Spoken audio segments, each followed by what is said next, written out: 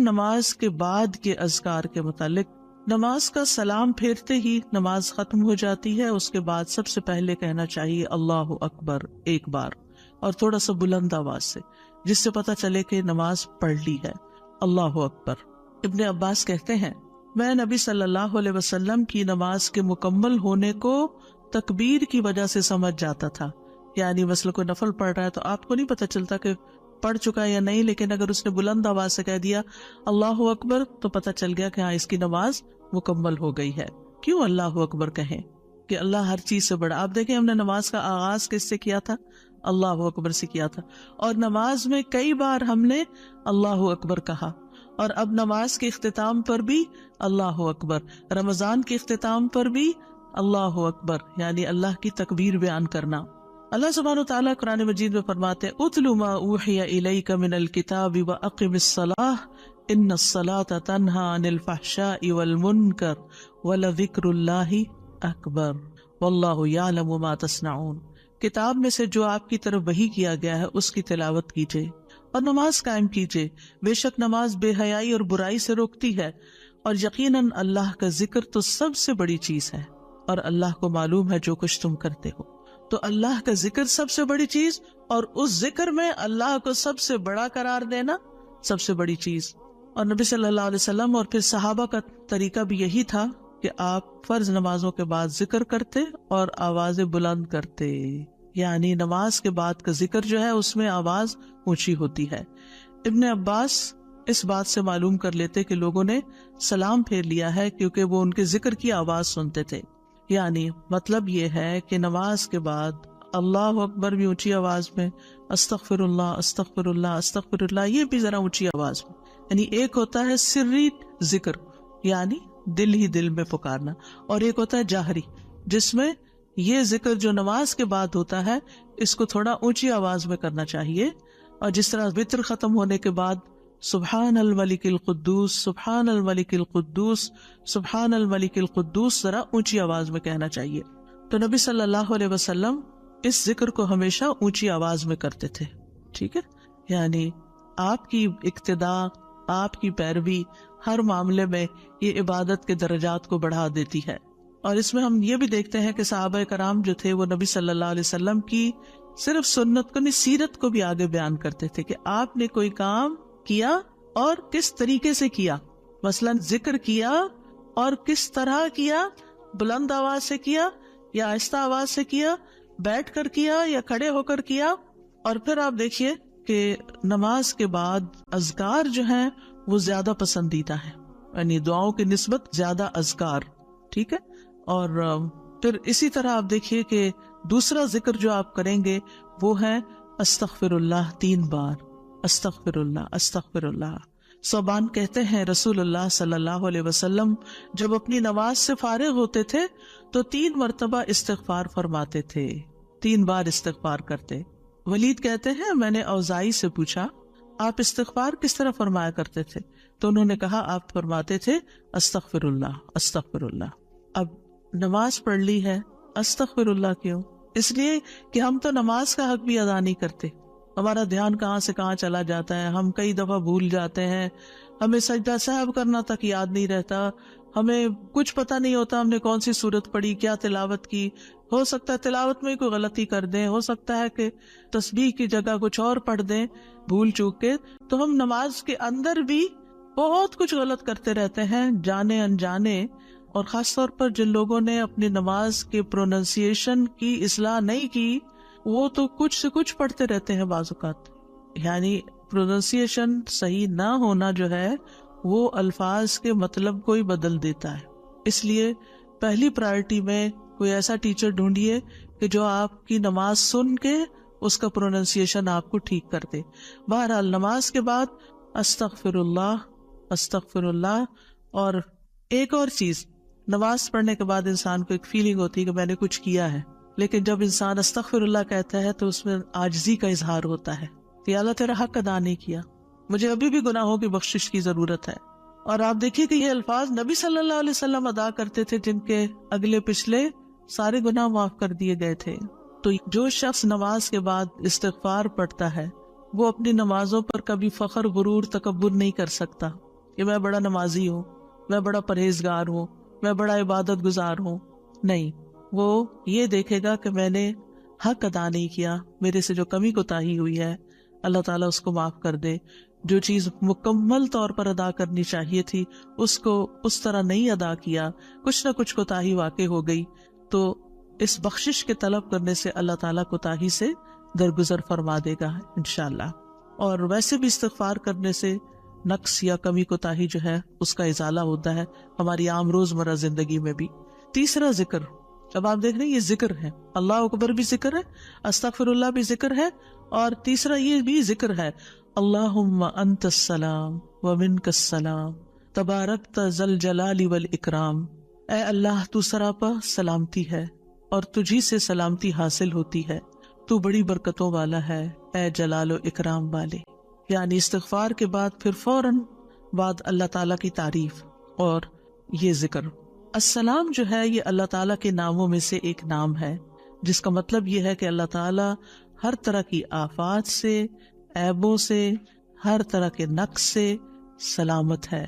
کوئی چیز اس کو نقصان نہیں دے سکتی، نہ لوگوں کی باتیں جو اللہ تعالیٰ کے خلاف کرتے ہیں، یا لوگوں کے گمان، یا لوگوں کی نافرمانیاں اور گناہ اور عبادت نہ کرنا، اللہ کا حکم نہ ماننا. اللہ تعالیٰ کو کوئی چیز نقصان نہیں دیتی، وہ سلامت ہے، اس کو کسی کی ضرورت ہی نہیں ہے. یہ جو کچھ ہم کرتے ہیں، ذکر ہو، عبادت ہو، یہ اپنے ہی فائدے کے لیے کرتے ہیں، اللہ تعالیٰ پر کچھ احسان نہیں ہے. تو ہم یہ کہتے ہیں اللہم انت السلام، کہ اللہ تعالیٰ آپ سراسر سلامتی ہیں اور آپ کا ہر فعل جو ہے وہ ظلم سے سلامت ہے، پاک ہے، ہر شر سے پاک ہے. آپ کی تقدیر، آپ کے فیصلے، ہر چیز سلامتی پر مبنی ہے. وَمِنْكَ السَّلَامُ، سلامتی تیری ہی طرف سے آتی ہے، یعنی تو ہی سلامتی دیتا ہے یا تو ہی سلامتی کو روک لیتا ہے. سلامتی کا مالک بھی تو ہی ہے، تو سلامت رکھے تو ہم سلامت ہیں. تو یہ تعلق اللہ تعالیٰ سے انسان اپنا ظاہر کرتا ہے، انسان اپنے رب کے بارے میں کیا سمجھتا ہے. تبارکتا، تبارکتا کا لفظ برکت سے ہے، جس کا مطلب ہوتا ہے کثرت سے کسی چیز کا بڑھنا اور قائم رہنا، یعنی تیری خیرات و برکات بہت زیادہ ہیں. ذل جلال والاکرام، اے عزت اور جلال والے. جلال کا مطلب ہے عظمت، بڑائی، اور اکرام کا مطلب ہے احسان. یعنی تو اپنے بندوں کو عزت و اکرام دیتا ہے، اپنے رسولوں کو، اپنے انبیاء کو اور اپنے صالح بندوں کو تو ہی عزت اور اکرام اور برکتیں عطا کرتا ہے. ساری نعمتیں تیری ہی طرف سے ہیں. اور یہ کتنا خوبصورت ذکر ہے جو ہم ہر نماز کے بعد کرتے ہیں، یا جو نہیں کر رہے انہیں لازماً کرنا چاہیے، کہ اللہ سبحانہ وتعالیٰ سے ہم اپنے اچھے گمان کا اظہار کرتے ہیں اور ایک طرح سے انڈائریکٹلی سلامتی اور برکت طلب بھی کرتے ہیں. آپ دیکھیے عموماً ہم جب کسی چیز کے اندر فائدہ دیکھتے ہیں تو ہم خیر اس سے وابستہ کر لیتے ہیں، یہ ہے تو کام ہوگا، یہ نہیں تو کام ہی نہیں ہوگا. مثلاً آپ کوئی قلم خریدتے ہیں اور اس سے لکھنا شروع کرتے ہیں اور آپ کو اچھا لگتا ہے، یا آپ اس سے جو لکھنا چاہتے تھے آرٹیکل یا کوئی چیز یا نوٹس اپنے تو بڑے اچھے لکھ پاتے ہیں، تو آپ کہنے لگتے ہیں یہ قلم بڑا مبارک ہے. ٹھیک ہے بھائی، قلم اچھا ہے، فائدہ دے رہا ہے آپ کو، لیکن اصل تو اللہ نے آپ کے لیے یہ وسیلہ بنایا کہ اس نے آپ تک یہ پہنچایا. تو اصل برکت اور خیر اور سلامتی کا منبع اللہ رب العزت کی ذات ہے. چیزوں کے ساتھ مت چمٹ جائیے اور ان پر اتنے ڈیپینڈنٹ نہ ہو جائے کہ اللہ کو بھول جائیں اور اللہ تعالیٰ کی نعمت اور اللہ تعالیٰ کا احسان یاد نہ کریں.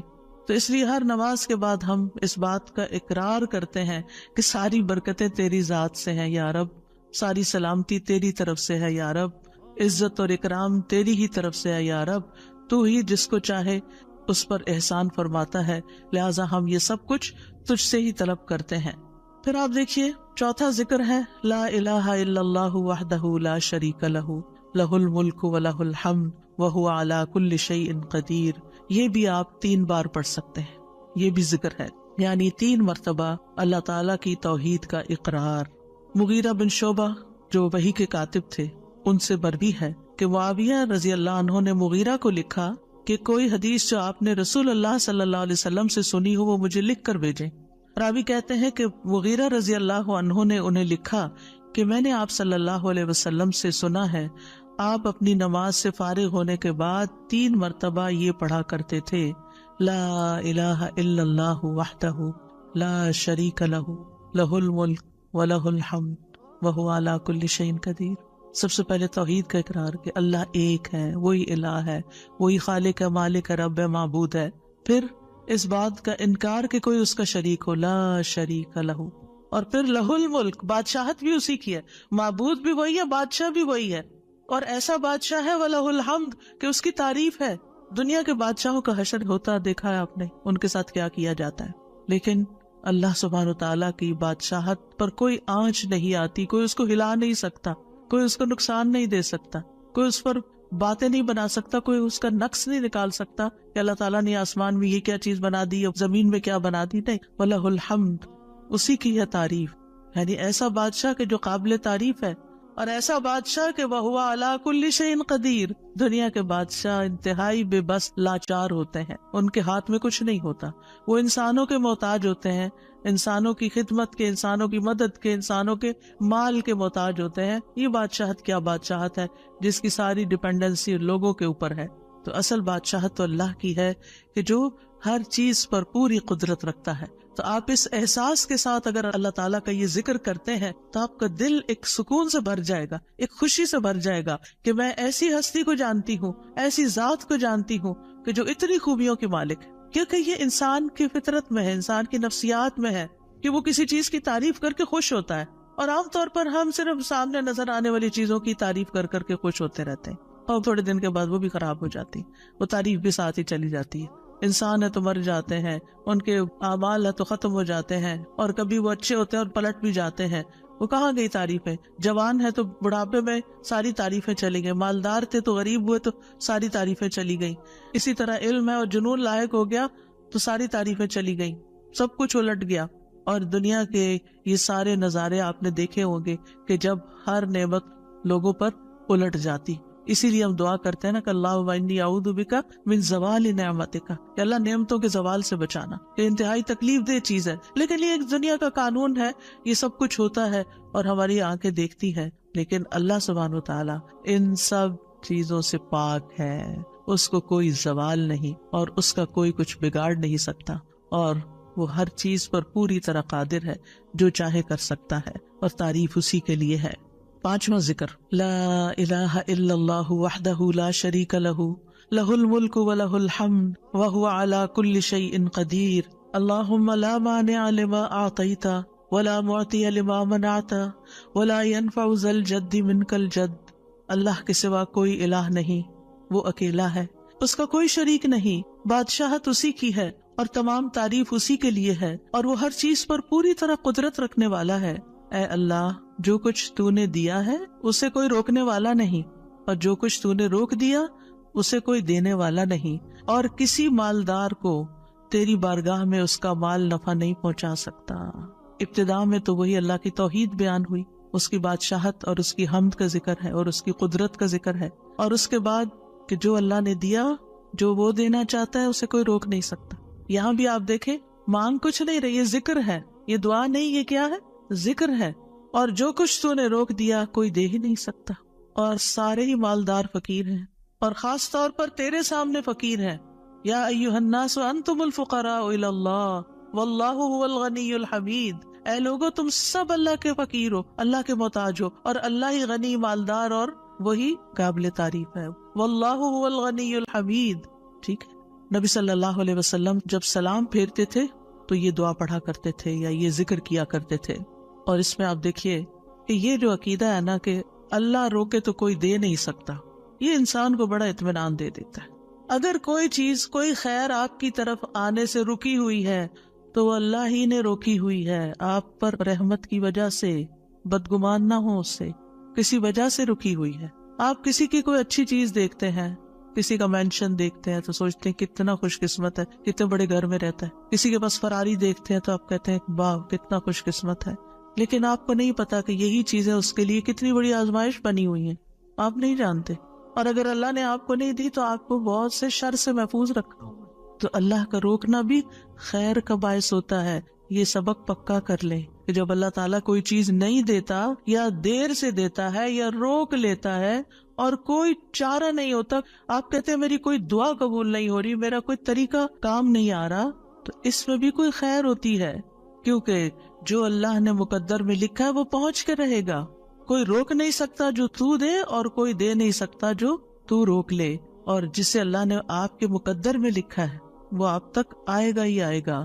سورۃ فاطر میں اللہ تعالیٰ فرماتے ہیں ما یفتح اللہ للناس من رحمت فلا ممسک لها وما یمسک فلا مرسل له من بعدہ وہو العزیز الحکیم. جو کچھ اللہ لوگوں کے لیے رحمت میں سے کھول دے اسے کوئی بند کرنے والا نہیں، اور جو وہ بند کر دے اس کے بعد اسے کوئی کھولنے والا نہیں.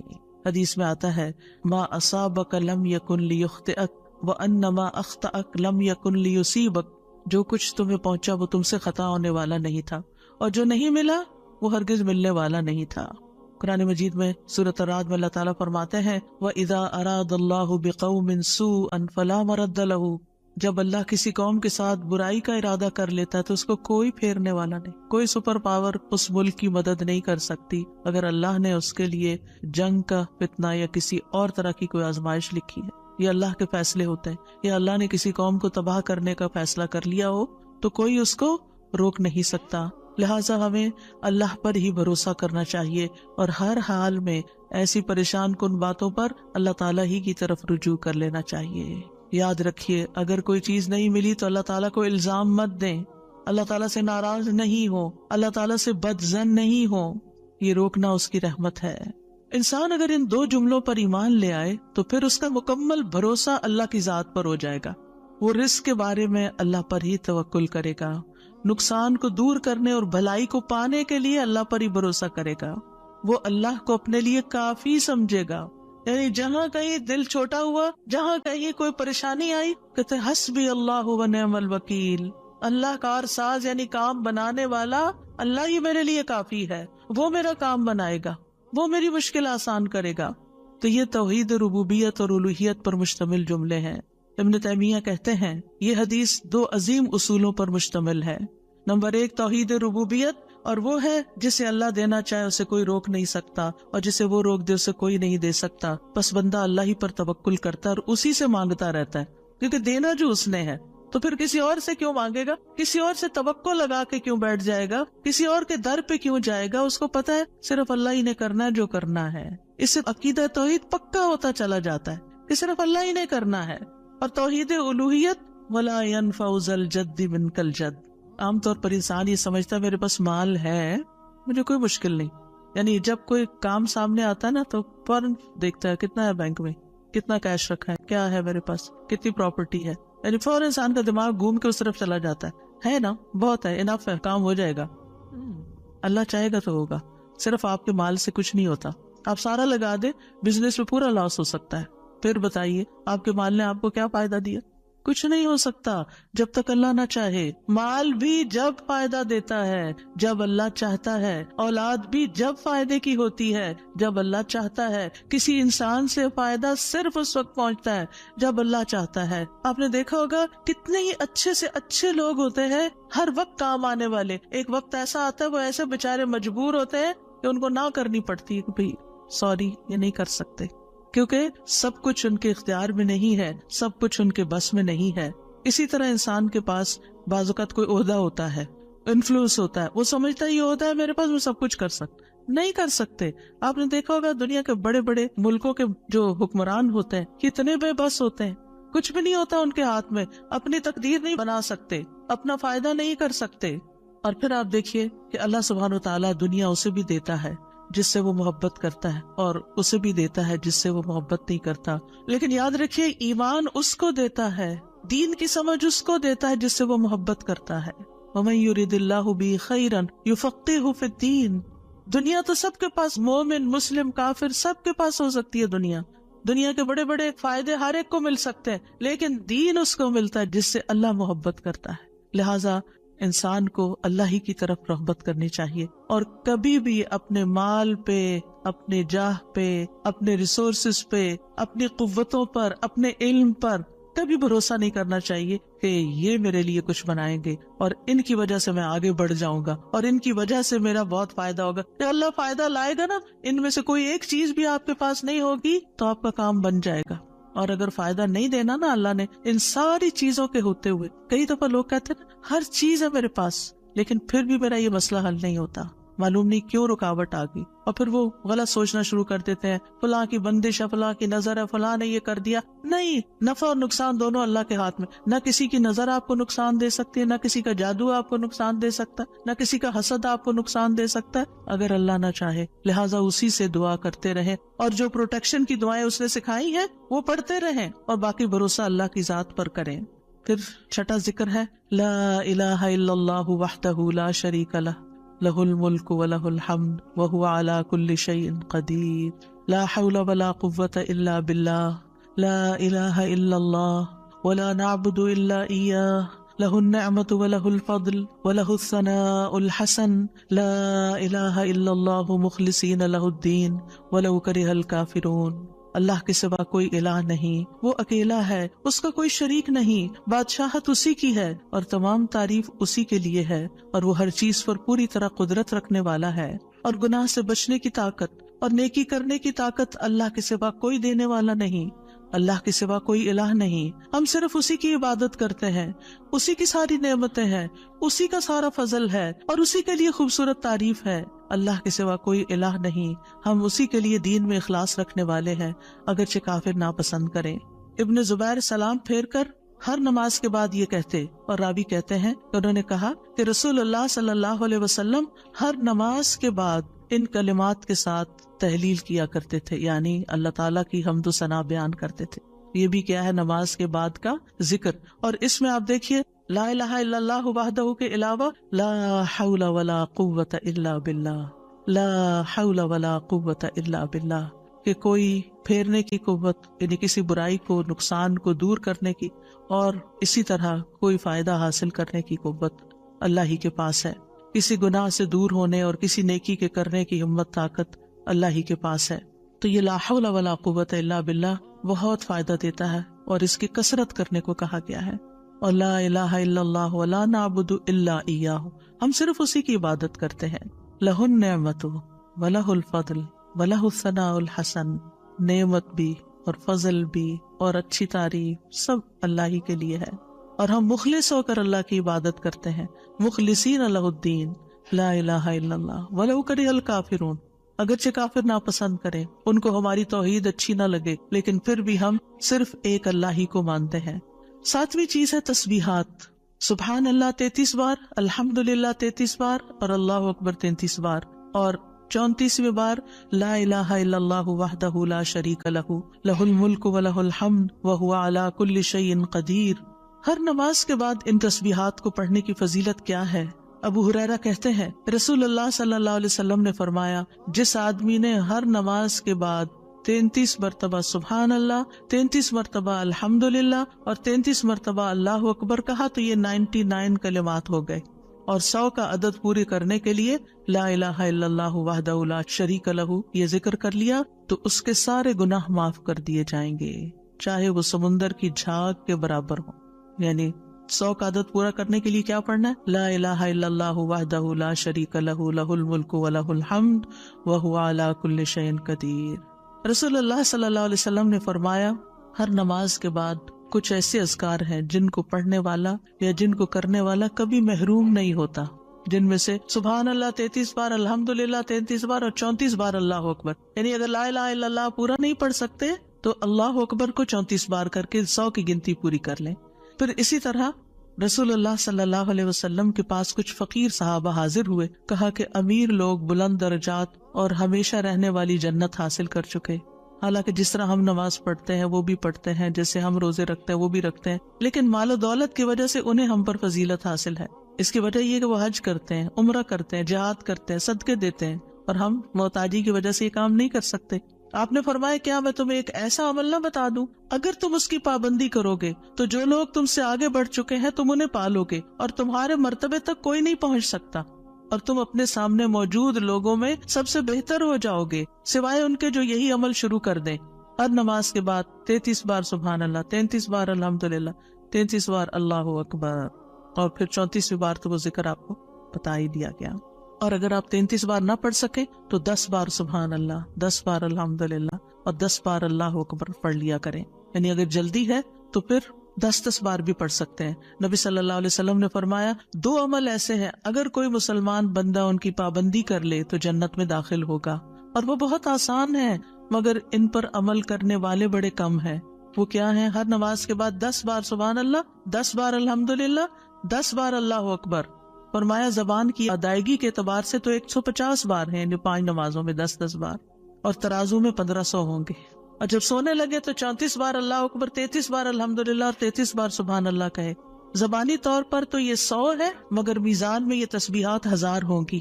اور وہ کہتے ہیں یقیناً میں نے رسول اللہ صلی اللہ علیہ وسلم کو دیکھا، آپ انہیں اپنے ہاتھ سے شمار کرتے تھے. اور پھر کہتے ہیں دائیں ہاتھ سے، تو کرنے کا طریقہ کیا ہے؟ 3 دفعہ اوپر کو جائیے سبحان اللہ سبحان اللہ سبحان اللہ، اور 3 دفعہ نیچے کو آ جائیے سبحان اللہ سبحان اللہ سبحان اللہ. ایک انگلی پہ 6 بار ہو گیا، تو آپ کی 5 انگلیاں، تو 5 کو 6 دفعہ ضرب دیں تو کیا ہوتا ہے؟ 30، اور 3 دفعہ اور پڑھ لیں، اور اگر 34 ہے تو ایک اور پڑھ لیں. تو اس طرح ایک ہی ہاتھ پر، دائیں ہاتھ پر یہ تسبیحات آسانی سے پڑھی جا سکتی ہیں، کیونکہ ہاتھ سے تسبیح کرنا زیادہ پسندیدہ ہے. حضرت عبداللہ بن عمر کہتے ہیں میں نے رسول اللہ صلی اللہ علیہ وسلم کو دیکھا، آپ داہنے ہاتھ کی انگلیوں پر تسبیح کو شمار کرتے تھے، اور آپ نے صحابیات کو حکم دیا تھا کہ وہ اللہ کی تکبیر، تقدیس، تحلیل کی پابندی اختیار کریں اور اپنی انگلیوں پر شمار کریں، کیونکہ ان سے سوال ہوگا اور یہ بلوائی جائیں گی. قیامت کے دن ہاتھ بولیں گے، تو اگر ان پہ تسبیح آپ پڑھتے ہیں تو یہ بول کے بتائیں گے ہم تو اللہ کا ذکر کرتے رہے. 8ویں چیز ہے آیت الکرسی.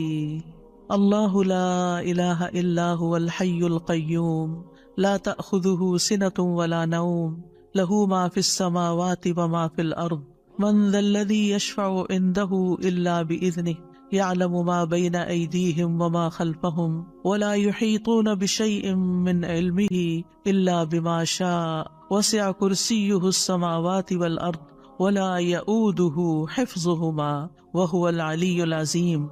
پورا اللہ کا تعارف ہے. اللہ وہ ہے کہ اس کے سوا کوئی معبود نہیں، وہ زندہ ہے، ہر چیز کو قائم رکھنے والا ہے، نہ اسے کچھ اونگ پکڑتی ہے اور نہ کوئی نیند. اسی کا ہے جو کچھ آسمانوں میں ہے اور جو کچھ زمین میں ہے. کون ہے جو اس کے پاس اس کی اجازت کے بغیر سفارش کرے؟ وہ جانتا ہے جو کچھ ان کے سامنے اور جو کچھ ان کے پیچھے ہے، اور وہ اس کے علم میں سے کسی چیز کا احاطہ نہیں کر سکتے مگر جتنا وہ چاہے. اس کی کرسی آسمان اور زمین کو سمائے ہوئے ہے، اور اسے ان دونوں کی حفاظت یعنی آسمان اور زمین کی حفاظت تھکاتی نہیں، اور وہی سب سے بلند، سب سے بڑا ہے. ہر نماز کے بعد آیت الکرسی پڑھنے کی فضیلت یہ ہے کہ جو شخص نماز کے بعد اس کو پڑھ لیتا ہے اور اس نماز کے بعد اس کی ڈیتھ ہو جاتی ہے تو فرمایا اس کو موت کے علاوہ کوئی چیز جنت میں جانے سے نہیں روک سکتی. مر گیا تو سیدھا جنت میں. یہ قرآن مجید کی سب سے افضل آیت ہے. ابو ذر غفاری کہتے ہیں میں مسجد حرام میں داخل ہوا اور رسول اللہ صلی اللہ علیہ وسلم کو اکیلے دیکھ کر آپ کے پاس آ کے بیٹھ گیا. میں نے کہا یا رسول اللہ صلی اللہ علیہ وسلم کون سی آیت افضل ہے جو آپ پہ نازل ہوئی؟ آپ نے فرمایا آیت الکرسی. کرسی کے مقابلے میں 7 آسمان اس طرح ہیں جیسے بیابان زمین میں کوئی چھلا گرا پڑا ہو، اور پھر کرسی کے مقابلے میں عرش کا حجم اتنا ہے جیسے اس چھلے کے مقابلے میں بیابان کا وجود. اور یہ قرآن مجید کی سب سے عظیم آیت بھی ہے. ابی ابن کعب سے روایت ہے ایک مرتبہ نبی صلی اللہ علیہ وسلم نے ان سے پوچھا اللہ کی کتاب میں سب سے عظیم آیت کون سی ہے؟ انہوں نے کہا اللہ اور اس کا رسول ہی زیادہ جانتے ہیں. آپ نے یہ سوال کئی مرتبہ دہرایا تو ابی ابن کعب نے کہا آیت الکرسی. یہ سن کر آپ نے فرمایا ابو المنذر تمہیں تمہارا علم مبارک ہو. اس ذات کی قسم جس کے ہاتھ میں میری جان ہے، عرش کے پائے کے پاس یہ اللہ بادشاہ کی پاکیزگی بیان کرتی ہوگی. اس کی ایک زبان اور 2 ہونٹ ہوں گے، یعنی جو لوگ اس پڑھیں گے وہ ان کے حق میں ایک طرح سے گواہ ہوگی. 9ویں چیز جو نماز کے بعد پڑھنی چاہیے وہ ہے معوذات.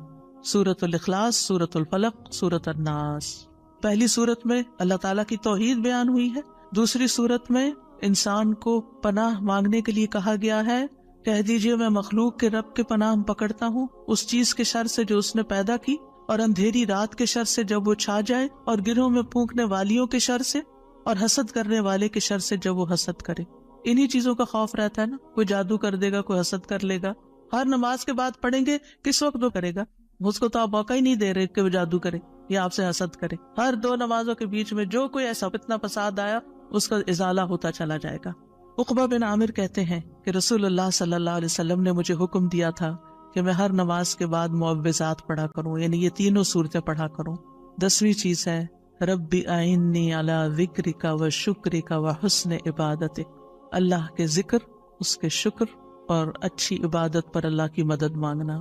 معاذ بن جبل کہتے ہیں کہ رسول اللہ صلی اللہ علیہ وسلم نے میرا ہاتھ پکڑا اور فرمایا، اے معاذ، اللہ کی قسم میں تم سے محبت کرتا ہوں۔ کتنے خوش قسمت تھے معاذ رضی اللہ عنہ۔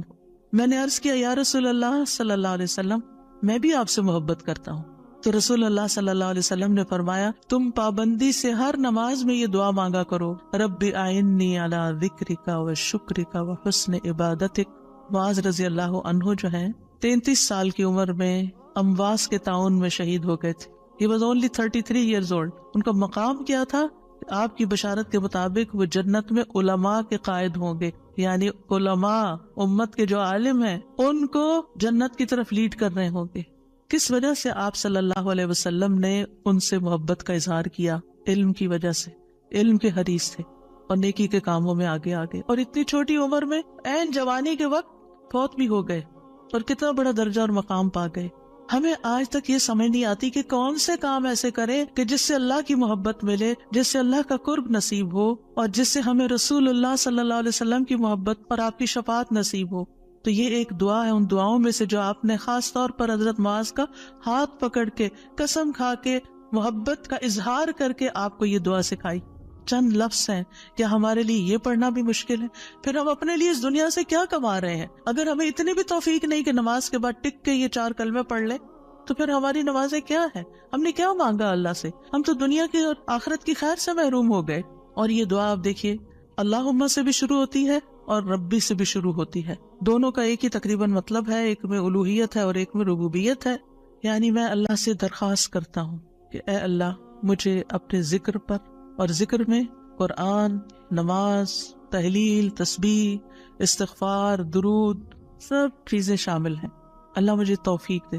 اور پھر وہ شکر کا، شکر کی بھی توفیق دے۔ اور آپ دیکھیے کہ جب ہم دعا مانگتے ہیں نا کہ اللہم اعنی علی ذکرک، تو مطلب یہ ہے کہ ہماری زبان جو ہے وہ آپ کی اطاعت کرتی رہے، وہ کلمات بولتی رہے جس سے آپ کا ذکر ہوتا رہے۔ یعنی ایک تو ہے یہ مسنون اذکار ان کا پڑھنا، اور ایک یہ ہے کہ اللہ تعالیٰ کی نعمتوں کا ذکر کرنا، اللہ تعالیٰ کے احسانات کا ذکر کرنا، اللہ تعالیٰ کی قدرت کی نشانیوں کا ذکر کرنا، اللہ کے فضل کا ذکر کرنا۔ وَأَمَّا بِنِعْمَةِ رَبِّكَ فَحَدِّثْ، یہ بھی ذکر ہے۔ آپ اپنے بچوں کے ساتھ بات کر رہے ہیں اور اللہ تعالیٰ کے بارے میں کوئی بات کر رہے ہیں، دین کے بارے میں کوئی بات کر رہے ہیں، تو یہ بھی ذکر میں شمار ہو۔ تو اللہ مجھے توفیق دے، اللہ میری مدد کر، کیونکہ ہمارے پاس وقت بھی ہوتا ہے، ہمارے پاس صلاحیت بھی ہوتی ہے، لیکن ہم توجہ نہیں کرتے، ہم کرتے نہیں ہے کام، کیونکہ توفیق نہیں ہوئی نا۔ تو ہر نماز کے بعد، چونکہ فرض کے بعد دعا قبول ہوتی ہے، تو یہ دعا مانگنے کو کہا گیا۔ اور بعض کہتے ہیں اس کو سلام پھیرنے سے پہلے بھی پڑھ سکتے ہیں، جیسے رب اجعلنی پڑھتے ہیں، یا اور کل جو میں نے آپ کو دعائیں بتائی تھی آخر میں نماز کے اختتام پر سلام سے پہلے، وہ سب مسنون اذکار تھے۔ لیکن علماء نے اس کے علاوہ، جیسے رب اجعلنی مقیم الصلاۃ، یہ نبی صلی اللہ علیہ وسلم نے نہیں سکھائی ہمیں کہ نماز کے بعد ضروری یہی پڑھی جائے، لیکن علماء نے کہا کہ جیسے اللہ کی حمد و ثنا ہوتی ہے تشہد میں، پھر اس کے بعد درود شریف ہے، اور پھر اس میں والدین اور اولاد دونوں کے لیے دعا ہے، تو یہ پڑھ لیں۔ اس کے علاوہ جو چاہے قرآنی اور مسنون دعا یہاں بیٹھ کے پڑھیں، کیونکہ نماز کے اندر دعا مانگنا نماز کے بعد کی دعا سے افضل ہے، قبولیت کے زیادہ چانسز ہیں، جس سے اکثر لوگ غافل ہیں۔ سلام پھیرنے سے پہلے اللہم انی اسألک الجنۃ واعوذ بک من النار 3 دفعہ یہ پڑھ لیں، جو آپ کا دل چاہے پڑھیں، بس اردو میں نہیں، عربی میں یاد کریں کچھ دعائیں، قرآنی دعائیں، مسنون دعائیں اس وقت پڑھتے رہیں۔ تو پھر دوسرا ہے وہ شکر کا۔ شکر کہاں سے ادا ہوتا ہے؟ زبان سے بھی ہوتا ہے، لیکن اس کا اصل مقام دل ہے، وہ دل سے اٹھتا ہے۔ ذکر کی بات کر کے ہم نے کہا کہ اللہ ہماری زبان کو اپنی اطاعت کی توفیق دے، اور شکر کی بات کر کے ہم نے کہا کہ اللہ ہمارے دل کو اپنے ذکر کی توفیق دے، اپنی یاد کی توفیق دے، اور شکر ادا کرنے کی توفیق دے۔ یعنی میں ساری ظاہری اور باطنی نعمتوں پر اللہ کا شکر ادا کرنے کی توفیق مانگتا ہوں، یہ مطلب ہے اس دعا کا۔ زبان کا شکر کیا ہے کہ بندہ اللہ کی نعمتوں کا ذکر کرتا ہے، اور اعضاء سے شکر کیا ہے کہ بندہ اللہ کی اطاعت کے کام کرتا ہے، کیونکہ اللہ تعالیٰ نے آل داؤد کو کیا کہا تھا؟ اعملوا آل داؤد شکرا وقلیل من عبادی الشکور، اے داؤد کے گھر والو، شکر ادا کرنے کے لیے عمل کرو، اور میرے بندوں میں کم ہی شکر گزار ہیں۔ اللہ کا شکوہ ہے بندوں سے، کم ہی شکر گزار۔ کیوں؟ اس لیے کہ شیطان نے کہا تھا وَلَا تَجِدُ أَكْثَرَهُمْ شَاكِرِينَ، کہ انسانوں کی اکثریت کو آپ شکر کرنے والا نہیں پائیں گے۔ اور وَلَقَدْ صَدَّقَ إِبْلِيسُ ظَنَّهُ، ابلیس نے اپنا گمان سچ پایا کہ بندوں کو شکر سے ہٹا دیا۔ تو شکر کی توفیق مل جائے تو پھر شکر ادا کیا جائے، اور یہ شکر کا سلسلہ تو کہیں ختم ہوتا ہی نہیں، کیونکہ اتنی نعمتیں ہیں کہ ہم گن ہی نہیں سکتے۔ ابن رجب کہتے ہیں کہ دین میں یا دنیا میں اللہ کی ہر نعمت جو بندے کو حاصل ہوتی ہے اس میں نعمت کا شکر ادا کرنے کی ضرورت ہوتی ہے، پھر جو شکر کی توفیق ملتی ہے اس پر بھی شکر ادا کرنے کی ضرورت ہے، یعنی شکر پر بھی شکر، یہ ایک اور نعمت ہے، اس میں دوبارہ شکر ادا کرنے کی ضرورت ہے، پھر دوبارہ شکر کیا تو ایک اور نعمت مل گئی، اب کیا ہے ایک اور دفعہ شکر کریں، اور یہ سلسلہ ہمیشہ جاری رہتا ہے، یعنی شکر کا سلسلہ کبھی ختم نہیں ہونا چاہیے، شکر کرتے ہی چلے جائیں۔ وحسن عبادتک، اور اپنی خوبصورت عبادت کی توفیق عطا فرما، اور خوبصورت عبادت اسی وقت ہو سکتی ہے جب اس میں اخلاص ہو اور نبی صلی اللہ علیہ وسلم کی اتباع ہو، اطاعت ہو۔ اطاعت اعضاء سے کی جاتی ہے، یعنی ہمارے اعضاء، ہاتھ پاؤں، ہمارا جسم یہ عبادت میں مشغول ہوتا ہے۔ بعض اوقات ہم ڈھیروں عبادت کر لیتے، ڈھیر سارے نفل پڑھ لیتے، بہت کچھ کر لیتے، لیکن اس کو کوئی کوالٹی نہیں ہوتی۔ یہاں یہ نہیں کہا گیا کہ کثیر عبادتک، یہاں کیا کہا گیا؟ حسن عبادتک، کہ اللہ خوبصورت عبادت کی توفیق دے۔ امام ابن تیمیہ کے بارے میں آتا ہے کہ جب وہ قید ہوئے تو اپنے سجدوں میں یہ دعا پڑھا کرتے تھے، اللہم اعنی علی ذکرک و شکرک و حسن عبادتک، کیونکہ اللہ کی توفیق کے بغیر ہم یہ کام نہیں کر سکتے۔ جس کی زندگی میں ذکر آ گیا، جس کی زندگی میں شکر آ گیا، اور جس کی زندگی میں خوبصورت عبادت آ گئی، وہ خوش قسمت ترین انسان ہے، اس کو سبھی کچھ مل گیا۔ اور جو ان چیزوں سے محروم ہے پھر ہر خیر سے محروم ہے، چاہے دنیا کی قارون جیسی دولت اس کے پاس کیوں نہ ہو، پوری دنیا اس کی فین ہو، اس کی تعریفیں کرے اور اس کی فدائی شدائی ہو، کوئی فائدہ نہیں ہے۔ ایک اور دعا ہے، رب قنی عذابک یوم تبعث عبادک، اے میرے رب مجھے اس دن کے عذاب سے بچانا جس دن تو اپنے بندوں کو اٹھائے گا۔ 3 بار یہ دعا، اے اللہ ہمیں اس دن کے عذاب سے بچانا جس دن تو اپنے بندوں کو اٹھائے گا۔ ایک دفعہ بھی پڑھی جا سکتی، 3 دفعہ کی شرط نہیں ہے۔ براء بن عازب کہتے ہیں جب ہم رسول اللہ صلی اللہ علیہ وسلم کے پیچھے نماز پڑھتے تھے تو ہم آپ کی دائیں طرف کھڑے ہونے کو پسند کرتے تھے تاکہ آپ ہماری طرف رخ کر کے متوجہ ہوں۔ براء کہتے ہیں میں نے آپ کو فرماتے ہوئے سنا، یعنی آپ پلٹ رہے تھے اور کہہ رہے تھے رب قنی عذابک یوم تبعث عبادک۔ یہ رات کو سوتے ہوئے بھی پڑھا کریں اور نمازوں کے بعد بھی کہ اللہ اس دن کے عذاب سے بچا لینا جس دن تو بندوں کو دوبارہ پیدا کرے گا۔ 13 اللہم اغفر لی ما قدمت وما اخرت وما اسررت وما اعلنت وما اسرفت وما انت عالم به منی انت المقدم وانت المؤخر لا الہ الا انت۔ اے اللہ میرے وہ گناہ بخش دے جو میں پہلے کر چکا، جو میں نے بعد میں کیے، اور جو چھپے ہوئے کیے اور جو ظاہر میں کیے، اور جو میں حد سے بڑھا رہا اور وہ جن سے تو مجھ سے زیادہ باخبر ہے۔ تو ہی نیکی اور خیر میں آگے کرنے والا اور پیچھے کرنے والا ہے، تیرے سوا کوئی معبود نہیں۔ نبی صلی اللہ علیہ وسلم سلام پھیرنے کے بعد یہ دعا پڑھا کرتے تھے، یعنی اس دعا کے بارے میں ثابت ہے کہ سلام کے بعد پڑھا کرتے تھے۔ اللہم اغفر لی ما قدمت، بات یہ ہے کہ جو نیک لوگوں کی نیکیاں ہوتی ہیں وہ مقربین کے گناہ شمار ہوتے ہیں، یعنی ان کا سٹینڈرڈ اور ہائی ہوتا ہے نا، ان کی کوالٹی اور اچھی ہوتی ہے، تو اس لیے نبی صلی اللہ علیہ وسلم کے گناہ کوئی نہیں تھے کہ جس کے لیے آپ بخشش مانگتے تھے، ایک تو ہمیں سکھانے کے لیے، اور دوسرا یہ ہے کہ نیکیوں میں سے جو کم درجے کی نیکیاں ان پر بھی۔ وما اخرت، اور جو عبادت مجھ سے تاخیر ہوئی، کوتاہی ہوئی، جو میں نے لیٹ کی، جس کا حق ادا نہیں کیا۔ وما اسررت، جو میں نے چھپایا، جو میرے دل میں وسوسے اور خیالات آئے، بعض اوقات نماز کے اندر وسوسے آنا شروع ہو جاتے ہیں، تو یا اللہ تو اس کو بھی معاف کر دے۔ وما اعلنت، اور جو میں نے ظاہراً کیے، یعنی وہ اقوال افعال جو سب کے سامنے، لوگوں کے سامنے کوئی بری مثال پیش کی، یعنی یہ نبی صلی اللہ علیہ وسلم کے نہیں، یہ ہمارے لیے ہے کہ ہم بعض اوقات ایسی بات کر جاتے ہیں، ایسا کام کر جاتے ہیں جو دوسروں کو پٹ آف کر دیتا ہے نیکی کے کاموں سے، یا ان کو دین سے ہٹا دیتا ہے، یا اور اسی طرح کی غلطیاں ہم کرتے ہیں۔ اور پھر آپ دیکھیے کہ نبی صلی اللہ علیہ وسلم کی ہمبلنس بھی اس سے پتہ چلتی ہے کہ کتنے آپ ہمبل تھے، کہ سارا کچھ کر کے، بہترین عبادت کر کے پھر بخشش بھی مانگ رہے ہیں۔ اور پھر آپ دیکھیے کہ وما اسرفت، ہر معاملے میں ہم حد سے پار ہو جاتے ہیں، خوشی میں، غم میں، بے صبری میں، ہر چیز میں۔ تو اس کی بھی دعا ہے یہ کہ اللہ جہاں بھی میں حد لمٹ کراس کر رہا ہوں، اللہ مجھے وہ کراس کی ہوئی لمٹ کے آگے جو غلط کام کیا ہے مجھ سے تو وہ بھی معاف کر دے۔ اور وما انت عالم بہ منی، اور جو تو مجھ سے زیادہ جانتا ہے، یعنی خاص کے بعد عام کا بھی ذکر ہے، یعنی میں نے تو مانگ لیا جو مجھے سمجھ آتی تھی، اب اس کے علاوہ بھی جو کچھ ہے اس کو بھی آپ معاف کر دیجیے۔ اور پھر انت المقدم و انت المؤخر. دوسرے روایت میں انت المقدم والمؤخر بھی آتا ہے. جس کو تو چاہتا ہے آگے بڑھا دیتا ہے نیکی میں، جس کو تو چاہتا ہے پیچھے کر دیتا ہے. یعنی یہ نہ سوچیے کہ آج میں اگر نیکیوں میں آگے ہوں تو ہمیشہ ایسے ہی رہوں گی. ہمیشہ ڈرتے رہا کریں، پیچھے بھی ہو سکتے ہیں. تو یا اللہ تو مجھے آگے ہی رکھنا مراد یہ ہے. اور اگر نبی صلی اللہ علیہ وسلم کے بارے میں ہے تو آپ کی نبوت سب سے آخر میں تھی، وہ ایک پازیٹیو سینس میں ہے، انت المقدم و انت المؤخر. اور پھر اسی طرح یہ ہے کہ قیامت کے دن سب سے پہلے آپ اٹھائے جائیں گے، حالانکہ دنیا میں آپ کی نبوت سب سے آخر میں تھی. تو یہ اللہ تعالیٰ کا فیصلہ ہوتا ہے. جس چیز پر وہ چاہتا ہے اپنے بندوں کو اتارتا ہے، جس کو چاہتا ہے آگے بڑھاتا ہے، جس کو چاہتا ہے عزت دیتا ہے، جس کو چاہتا ہے ذلت دیتا ہے. اور بندوں کے ایک دوسرے پر درجات ہیں. نمبر 14 سبحانک اللہم و بحمدک استغفرک و اتوب الیک. یہ مجلس کے اختتام پر بھی اور نماز کی دعاؤں کے اختتام پر بھی.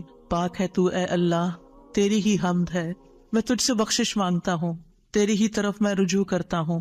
یہ اچھے عمل پر مہر لگانے والے کلمات ہیں.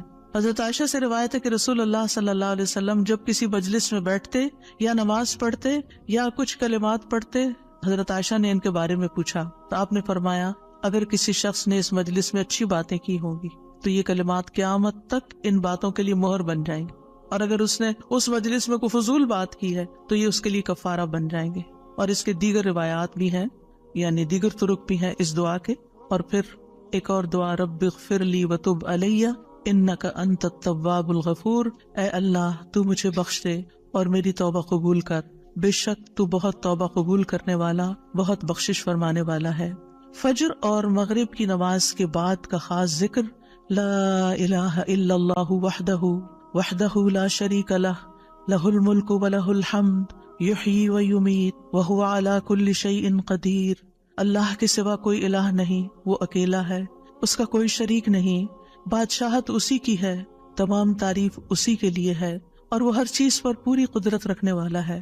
اور سلام کے بعد تشہد کی حالت میں اگر آپ بیٹھے بیٹھے یہ ذکر کرتے ہیں، یعنی مصلی سے اٹھنے سے پہلے یہ ذکر کرتے ہیں، تو نبی صلی اللہ علیہ وسلم نے فرمایا جس نے نماز مغرب اور صبح کی نماز کے بعد اتحیات میں اٹھنے سے پہلے اپنی ٹانگ کو دوہرا کیے ہوئے، یعنی جس پوزیشن میں آپ بیٹھے اسی پوزیشن میں بیٹھے بیٹھے 10 بار یہ ذکر کیا، اللہ تعالیٰ اس کے لیے 10 نیکیاں لکھ لیتا ہے، 10 گناہ اس سے دور کر دیتا ہے، 10 درجے اس کے بلند کر دیتا ہے.